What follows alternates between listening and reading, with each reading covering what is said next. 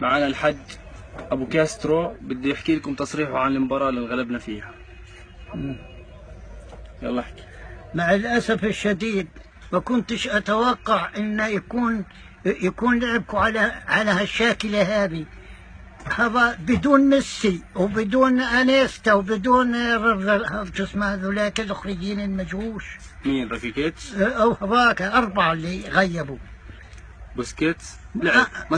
ماسكيرانو بعدين اللي انا عاد اللعيب سواريز ولا نفع من مرة، كل حين يبحط ويقع كأنه بوكلن خاله.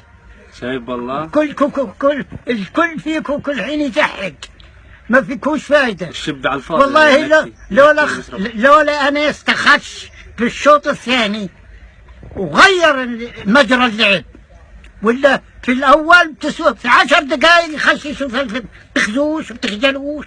شايف والله يا زلمه. شو رايك في المدرب؟ المدرب لا هم شو رايك في اللي باعوا براو وخلوا هذا الواطي. انا مش تقيل؟ ايش منيح يا زلمه. لا والله ما هو منيح. ليش يا زلمه؟ والله ما هو منيح، والله خش من تحت باطل الكل. اسكت. طيب شو رايك في بيكي؟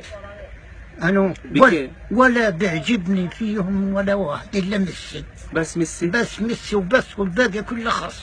طب يا زلمه بلكي عدلناها المباراه الجاي. وين؟ ايش في المباراه؟ في اخرى مباراه جايتنا مع مانشستر سيتي. يا زلمه بدناش اوروبا، انا بدي الليغا، بدي انا الرابع. احنا الحين 13 نقطه غيرنا 16. شايف والله؟ احنا عشان نصير في الاول. طب شو بتحكي للشباب الرابطه لانهم معصبين؟